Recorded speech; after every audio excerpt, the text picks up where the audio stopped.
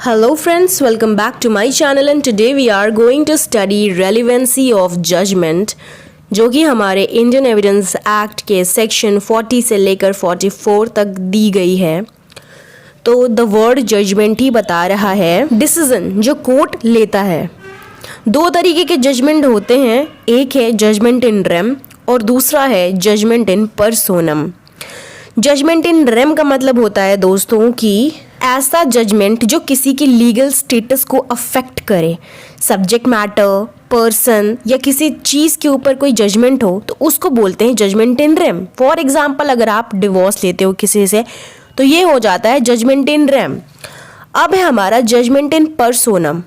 ये डिटरमाइन करता है राइट ऑफ द पार्टीज, मतलब दो पार्टी के बीच में जो सत्य की बात है, जो सच्चाई की बात है, उसको ये सॉल्व करता है। जैसे कि कोर्ट डिसाइड करेगा, तहकीकात करेगा, पता करेगा और तब बताएगा कि सच्चाई क्या है। जैसे कि अगर कोर्ट में किसी ने कह दिया कि राम श्याम का अपना बेटा नहीं है, तो ये कोर्ट उसको तहकीकात करेगा और तब जजमेंट देगा कि क्या ये सही बोल रहा है या गलत बोल रहा है। समझ रहे? जैसे कि Shyam is not the adopted son of Ram. समझ रहे? तो इस सिनेरियो को बोलते हैं जजमेंट इन पर्सोनम, जो कोर्ट खुद जांच करेगा और तब रिजल्ट बताएगा, तब जजमेंट देगा। तो हमारा सेक्शन 40 कहता है कि previous judgment relevant to bar a second suit और ट्रायल। मतलब सेक्शन 40 परमिट करता है एविडेंस को जो कि प्रीवियस जजमेंट से लिया गया है वो हम लोग यहाँ पे सेक्शन 40 में डाल सकते हैं, क्योंकि ये कोर्ट का टाइम सेव करता है। तो एक एग्जाम्पल देखते हैं। ए स्यू करता है बी को for the position of house. अब जो केस है वो डिसाइड होता है इन फेवर ऑफ बी, जो कि घर का मालिक रहता है। लेकिन 5 साल या 10 साल के बाद फिर से अगर ए स्यू करेगा बी को for the position of house, अगर सेम केस करता है 10 साल के बाद या 6 साल के बाद, तो कोर्ट इस केस को एक्सेप्ट नहीं करेगी। लेकिन कोर्ट में ये एडमिसिबल होगा केस, क्योंकि सिविल प्रोसीडर कोड के सेक्शन 11 में हमें बताया जाता है रूल ऑफ रेस जुडिकाटा।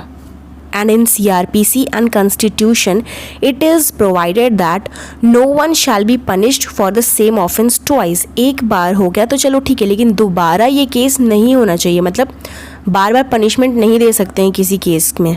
इसीलिए प्रीवियस जजमेंट को मद्देनज़र रखते हुए ये हमारे कोर्ट का टाइम सेव करता है कि हाँ चलो पहले भी ये केस आ चुका है, तो वही अगर सेम केस है तो फिर ये कोर्ट नहीं हैंडल करेगा, इसको रिजेक्ट कर देगा। अब आते हैं सेक्शन 41 की तरफ, relevancy of certain judgements in probate etcetera.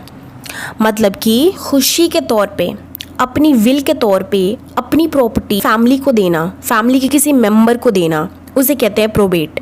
Means the copy of the will certified by the court with grant of state to the testator। Matrimonial jurisdiction में होता है कोर्ट जो डिसाइड करता है डिवोर्स, नल्टी, तो ये सारी चीज़ें होती हैं जजमेंट इन रेम में। एडमिरल्टी एक्शंस क्या है दोस्तों? ये जो चीज़ है ये सिर्फ और सिर्फ कार्गो के अगेंस्ट जाता है, कार्गो ऑफ अ शिप और अ शिप।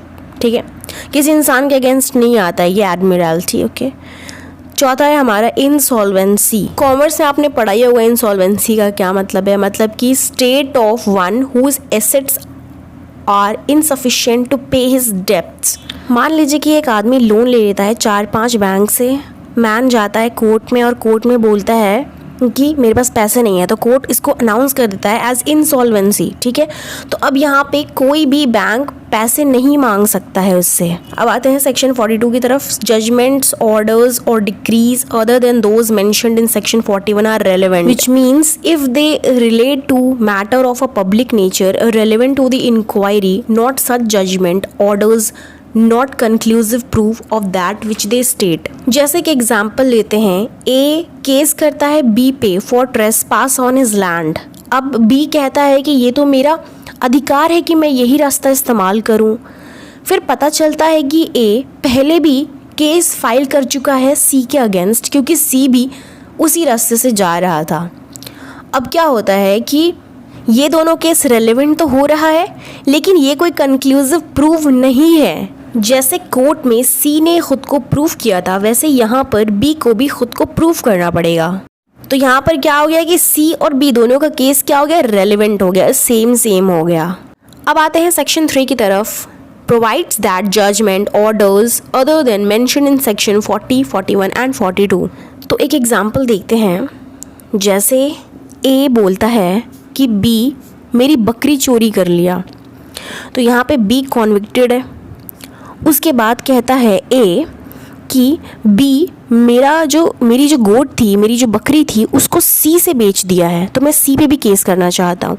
तो ये गलत है। यहाँ पे ए का रेलेवेंट सिर्फ और सिर्फ बी है, क्योंकि यहाँ पे बी चोरी किया है। सी को तो पता भी नहीं था कि वो चोरी किया हुआ गोट है। तो इसका पहला केस मान्य रहेगा, जो कि ए ने किया था कि बी मेरा गोट चोरी किया है। लेकिन अगर ये दोबारा केस करेगा कि बी मेरी गोट को सी से बेचा, तो मैं सी पे भी चोरी का इल्ज़ाम लगाऊंगा, तो ये इररेलेवेंट हो जाएगा, ये गलत हो जाएगा। अब आते हैं सेक्शन 44 में। फ्रॉड और collusion in obtaining judgment or incompetency of court may be proved। तो आप कोर्ट में दूसरी बार भी केस कर सकते हो एक ही इंसान पे।